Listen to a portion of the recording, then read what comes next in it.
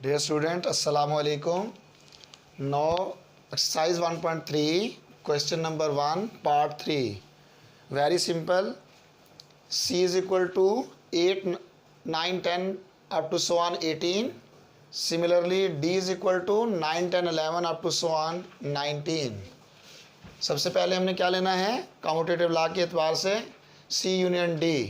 अब C union D का मतलब कम्यूटेटिव लॉ ऑफ यूनियन का पहला हिस्सा, तो ये आपका C सेट यूनियन, ये आपका D सेट.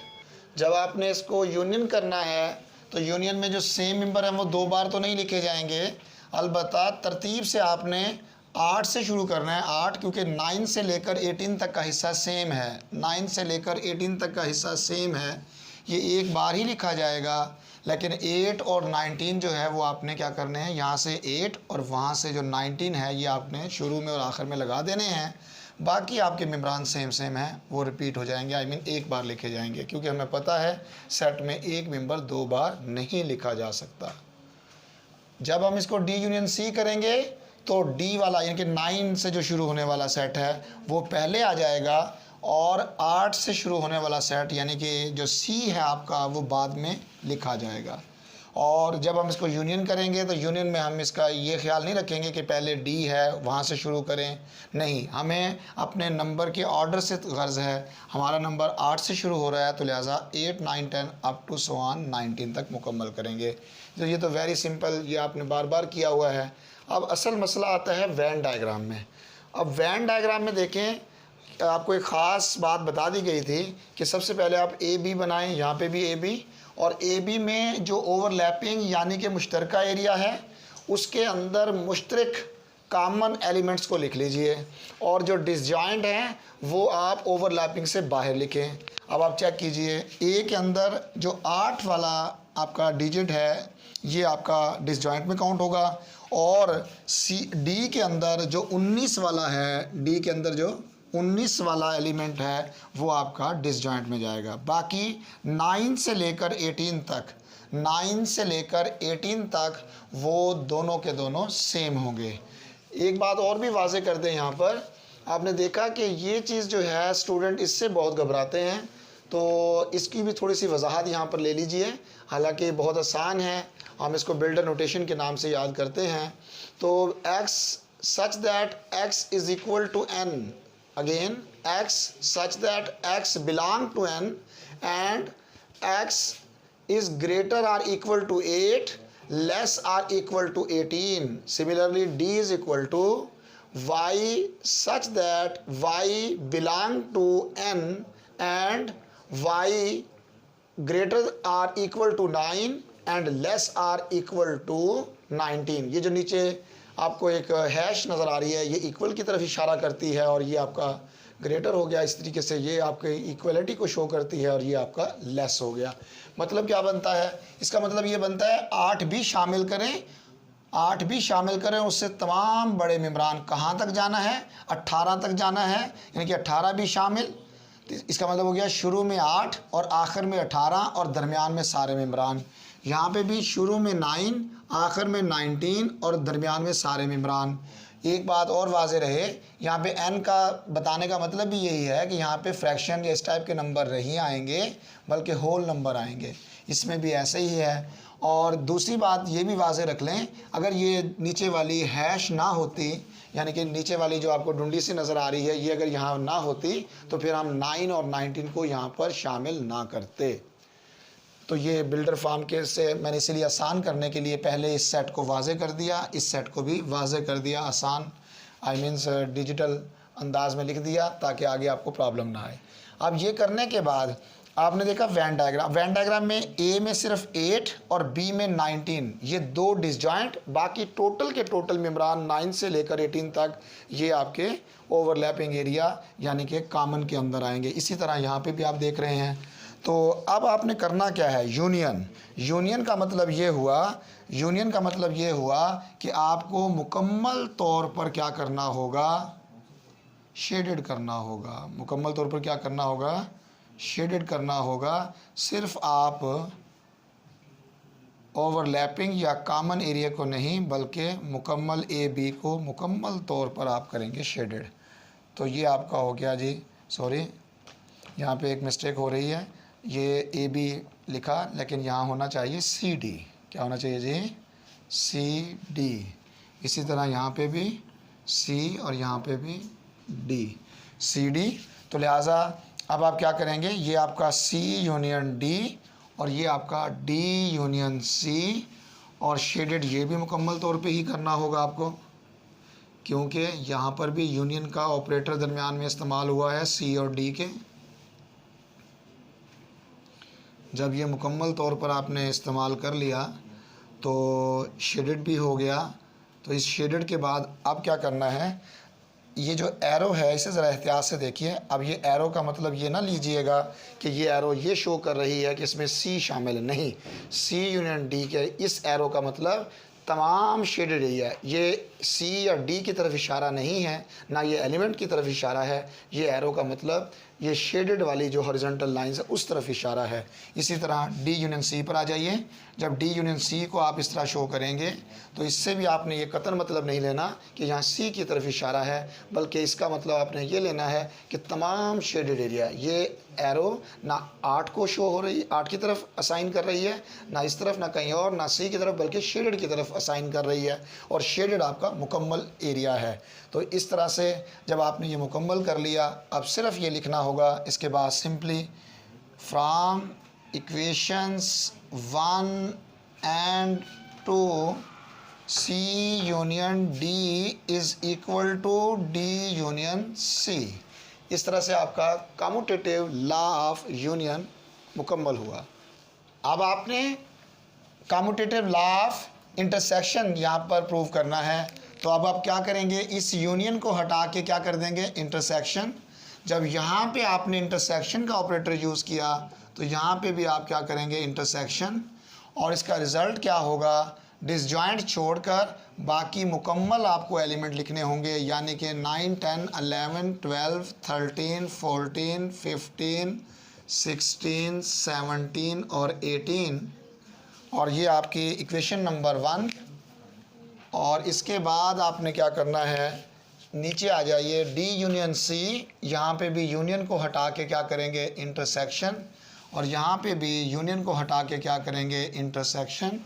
और इसका रिज़ल्ट भी वैसे ही 9 से लेकर 18 तक, 9, 10, 11, 12, 13, 14, 15, 16, 17 और 18 ये आपके कॉमन। और इसे आपने क्या कह देना है, इक्वेशन नंबर 2। इक्वेशन नंबर 1 और 2 के बाद अब आते हैं वेन डायग्राम की तरफ। तो वेन डायग्राम में आपने सिंपली क्या करना है, उसी तरह की डायग्राम बनानी है जैसे आपने यूनियन में बनाई, लेकिन थोड़ा सा फ़र्क वाज़े रहे। वो क्या है, वो अभी आपको नज़र आ जाएगा। देखिए यहाँ पर क्या होगा, ये फ़र्ज़ करें आपका C है, ये आपका D, ये आपका C, ये आपका D। इनके कॉमन मेम्बरान जो आपके रिज़ल्ट में आ रहे हैं वो हैं 9, 10, बल्कि इसे रेड से लिख लीजिए, 9, 10, 11, 12, 13, 14, 15, 16, 17 और 18। इसी तरह यहाँ पे भी 9, 10, 11, 12, 13, 14, 15, 16, 17 और ये 18। और जो आपके डिसजॉइंट है, डिसजॉइंट उसी तरह C में 8 बचेगा और D में 19। यहाँ पे C में 8 और D में 19। लेकिन वाज़े रहे कि अब आपके ऑपरेटर वाज़े कर रहे हैं कि अब ये इंटरसेक्शन आपने दरमियान में ऑपरेटर यूज़ करना है। लिहाजा यहाँ पे C इंटरसेक्शन D और यहाँ पे D इंटरसेक्शन C, ओवरलैपिंग। असल में डिफरेंस अब ओवरलैपिंग में आएगा वेन डायग्राम के मुताबिक। अब ओवरलैपिंग में कैसे आएगा, यहाँ पे क्योंकि आपने सिर्फ़ और सिर्फ इंटरसेक्शन एरिया यानी कि ओवरलैपिंग या कॉमन जो एरिया है उसे आपने क्या करना है, शेडेड करना है हॉरिजॉन्टल रो से, ना कि मुकम्मल को करना है। वाज़े रहे कि पहले जो आपने यूनियन किया था उस यूनियन में आपने मुकम्मल डायग्राम को यानी कि A, C और D के डिसजॉइंट एरिया को भी लेबल किया था या शेडेड किया था। यहाँ पर सिर्फ़ और सिर्फ कॉमन या मुश्तरका एरिया शेडेड होगा और आंसर का जो इशारा देंगे वो भी हम इस तरफ देंगे। इसका मतलब शेडेड एरिया। यहाँ पे भी उसी तरह देंगे। यहाँ पे फिर आपको एक और भी वाज़ेह रहे बात, यहाँ पे डी पहले सी बाद में, लेकिन यहाँ डायग्राम में हम डिफरेंस नहीं दिखाते, डायग्राम वैसे ही दिखाते हैं सी डी तरतीब के साथ। तो अलबत्ता वो डिफरेंस चलेगा कि इंटरसेक्शन के अंदर आपका ओवरलैपिंग एरिया शेडेड हो रहा है और यूनियन के अंदर आपका मुकम्मल ए सी और डी वाले सेट भी साथ में शेडेड होंगे। अब हमारे पास question number 1 part 4, question number 1 part 4, last part of this question. सबसे पहले ई, बुक में सिर्फ ई लिखा, लेकिन मैंने यहाँ वाजे कर दिया है ई का मतलब सेट ऑफ इवन नंबर्स, ओ का मतलब set of odd numbers. Even में 2 4 6 आई मीन ऐसे नंबर्स जो 2 पर पूरा पूरा तकसीम हो जाते हैं, विच आर डिविजिबल बाई 2। और ऑड के अंदर ऐसे नंबर जो 2 पर पूरा पूरा तकसीम नहीं होते, यानी कि which are not divisible by 2। तो इसके बाद जब हम लेफ्ट हैंड साइड लेंगे कम्यूटेटिव लॉ ऑफ यूनियन की, तो वो क्या होगी, ई यूनियन ओ। और जब राइट लेंगे तो वो होगी ओ यूनियन ई, यानी कि इसमें पहले ई है तो ई पहले आएगा, और राइट साइड पर यानी कि जो दूसरी साइड पर जाएंगे तो उसमें ओ पहले आ जाएगा, क्योंकि हमें पता है कम्यूटेटिव का मतलब होता है कि सेट को आगे पीछे करना, ऑपरेटर वगैरह में कोई तब्दीली नहीं होती। अब E union O is equal to N, ये कैसे आया? देखिए ये इस तरह आया कि इवन के अंदर 2 4 6 डिविजिबल बाई 2 वाले नंबर आते हैं, और ऑड में वो नंबर जो 2 पर तकसीम नहीं होते। जब आप इनको यूनियन करेंगे तो 1 यहाँ से आ जाएगा, 2 यहाँ से, 3 वहाँ से, 4 यहाँ से, 5 6। तो पता लगा कि जब यूनियन करेंगे तो इसका जो रिज़ल्ट होगा वो आपका नेचुरल के बराबर हो जाएगा। किसके बराबर हो जाएगा? नेचुरल के। कैसे? रिपीट कर रहा हूँ अपनी बात। ई के अंदर इवन, ओ का मतलब ऑड। तो इवन और ऑड जो आपको नज़र आ रहे हैं, 1 वहाँ से लें, 2 यहाँ से लें, 3 वहाँ से, 4 यहाँ से, 5 वहाँ से, 6 यहाँ से, क्योंकि यूनियन का मतलब क्या होता है? इकट्ठे करना। जब आपने इसको इकट्ठा करेंगे तो आपके पास 1 से लेकर तरतीब से जो है 1 2 3 4 and up to so on आना शुरू हो जाएंगे, और ऐसे सेट को हम कहते हैं नेचुरल। तो इसका रिज़ल्ट नेचुरल हुआ। इसी तरह यहाँ पे भी नेचुरल ही रिज़ल्ट आएगा। अब आते हैं वैन डायग्राम की तरफ। अब वैन डायग्राम में क्या करना होगा? देखिए, पहली बात तो आपको पहले लेक्चर में वैन डायग्राम के हवाले से इसकी वजाहत भी की थी, आज उसकी मज़ीद वजाहत हो रही है। आप हर क्वेश्चन के देखें, अपने अपने स्टाइल्स हैं। मसलन अभी तक आपने 2-3 स्टाइल के क्वेश्चन देखे। एक आपने देखा कि जिसके अंदर एक सेट, पहला सेट और दूसरे सेट में ओवरलैपिंग एरिया आता है। एक आपने स्टाइल देखा जिसमें एक बड़ा सेट है और एक छोटा है। बड़े को हमने कहा सुपर, छोटे को कहा सबसेट। यहाँ पे हमने कहा कि कुछ मेम्ब्रान कॉमन है, बाकी डिसजॉइंट है। और अब एक नई किस्म आ गई कि ना तो इनमें कोई कॉमन है, नंबर 1, और ना ही यहाँ पे सुपर और सब वाली बात है कि एक बड़ा सेट है और एक छोटा सेट है। इसी तरह यहाँ पे भी आप बना लें कि कॉमन भी इनमें कोई नहीं है, और कॉमन के साथ साथ क्या नहीं है, यानी कि आपके पास ये फ़र्ज़ करें ये ई का है सेट, ये ओ का है, ये अब आपका ओ हो गया, ये आपका ई हो गया। तो इनके अंदर मेम्ब्रान भी लिखना चाहें तो बेशक लिख लें। ई के अंदर कौन कौन से मेम्ब्रान आएंगे? 2 4 6 अप टू सो ऑन, और यहाँ पे 1 3 5 अप टू सो ऑन। इसी तरह यहाँ पे लिख लें 1 3 5 अप टू सो ऑन, और इसी तरह यहाँ पे 2 4 6 और अप टू सो ऑन। तो ये आपके एलिमेंट्स हो जाएंगे। अब इन एलिमेंटों में कॉमन कोई नहीं है, इसलिए हमने दूर दूर दिखाया। इसको दिखाने के बाद यूनियन के अंदर आप देखिए असर कैसे हुआ है।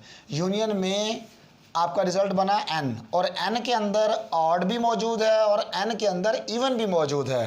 तो इसलिए अब हम क्या करेंगे, यहाँ पर इवन को भी शेड करेंगे और इवन के साथ साथ ऑड को भी शेड करेंगे, इवन को भी ऑड को भी। लेकिन वाज़ेह रहे कि यहाँ पे और इन दो में ज़रा वाज़ेह कर लें। यहाँ पे कुछ मेंबर एक जैसे हैं, बाकी डिसजॉइंट। यहाँ पर है एक सब है और दूसरा जो रिंग है वो सुपर है। यहाँ पर ना तो ये सब है और सब और सुपर वाला इसमें रिलेशन पाया जा रहा है, और ना ही इसके अंदर कोई मेंबर कॉमन है, इसलिए हमने इसको एक दूसरे के ऊपर ओवरलैप नहीं किया। अच्छा जी, यहाँ पे जब इसका यूनियन लेंगे तो इस यूनियन के अंदर भी आपने क्या करना है, ओ को भी शेड कर देना है और ओ के साथ साथ आपने क्या कर देना है, ई को भी शेड कर देना है, यानी कि दोनों के दोनों आपको शेड करने होंगे, बिकॉज ऑपरेटर जो है वो यूनियन का है। ऑपरेटर क्या है जी, यूनियन का है। अब इसका रिजल्ट कैसे होगा, रिजल्ट देखिए, ये आपको रिजल्ट शो करना होगा कि ये वाला शेडेड भी और वो वाला शेडेड भी। इसी तरह यहाँ पे भी ये वाला शेडेड भी और ये वाला शेडेड भी, दोनों शेडेड एरियाज जो हैं वो काउंट किए जाएंगे। और इसका बन जाएगा आपके पास, वैसे तो एन बनता है लेकिन लिख दें फिर भी, ई यूनियन ओ, और यहाँ क्या लिख देंगे आप, ओ यूनियन ई, ई यूनियन ओ यूनियन ई। ये इसकी वैन डायग्राम है, बहुत इजी है, बस शेडेड का ख्याल करें। और यही सबसे इम्पॉर्टेंट है जो मैंने पहली बेसिक वैन डायग्राम के अंदर वजाहत भी की थी कि इस तरह से 3 टाइप के सेट आपको नज़र आएंगे, 1, 2 और ये तीसरे भी आ गए। क्वेश्चन नंबर 1 में ही तीनों टाइप के सेट आ चुके हैं। इसमें कुछ मेम्ब्रान सेम, बाकी डिसजॉइंट, ये सुपर और सब वाला केस, और ये मुकम्मल तौर पे डिफरेंट है एक दूसरे से। अब जब आप इसका इंटरसेक्शन लेंगे, इंटरसेक्शन के अंदर आप देखिए इवन और ऑड के अंदर कोई मेंबर भी सेम नहीं है, इवन और ऑड के अंदर कोई मेंबर भी सेम नहीं है। क्यों, डेफिनेशन ही चेंज है। इवन की डेफिनेशन क्या है, the number which are divisible by 2, और ऑड की डेफिनेशन क्या है, the number which are not divisible by 2। जब उसमें एक दूसरे से है ही कॉन्ट्ररी केस, यानी कि एक दूसरे से मुख्तलिफ केस है, तो वहाँ पे कॉमन का तो कोई जवाज़ ही नहीं बनता। तो अब आप जब इसका एम्प्टी की जहाँ तक बात है, क्योंकि इनमें कोई भी कॉमन नहीं है, तो इसकी वैन डायग्राम कैसे होगी, जाहिर है पहली बात तो ये कि रिंग आपको सेपरेट बनाने होंगे क्योंकि इनमें कोई भी कॉमन नहीं है। यहाँ पे भी आप रिंग सेपरेट बनाइए, और रिंग सेपरेट बनाने के बाद ये आपका क्या हो जाएगा, ई हो गया, ये आपका ओ, ये आपका ई इवन नंबर, और ये आपका ओ ऑड नंबर। और जहाँ तक रह गई बात ओवरलैपिंग की, अब इसमें ओवरलैपिंग हम कोई भी नहीं कर सकते। रीज़न कि अब हमारा जो ऑपरेटर है वो चेंज हो चुका है। हमारा अब इस वक्त ऑपरेटर है ई इंटरसेक्शन ओ, और यहाँ पर है जी ओ इंटरसेक्शन ई। तो जब हमारा ऑपरेटर चेंज हुआ है, तो ऑपरेटर चेंज का मतलब है कि इसका रिज़ल्ट कुछ भी नहीं आ सकता, एम्प्टी सेट, जैसा कि आप यहाँ देख रहे हैं एम्प्टी सेट रिज़ल्ट है। तो सिर्फ हम यहाँ पर इस तरह से एरो तो बना सकते हैं, लेकिन एरो बना के दिखा कुछ नहीं सकते, क्योंकि हमने कुछ भी यहाँ पे शेड नहीं किया, ना ई को शेड किया है और ना ही ओ को शेड किया है। ई और ओ को शेड ना करने का मतलब कि इसका रिज़ल्ट एम्प्टी है, इसमें कोई मेंबर भी रिज़ल्ट में नहीं आएगा। इस तरह से आपका क्वेश्चन नंबर 1 एक्सरसाइज 1.3 मुकम्मल हुआ।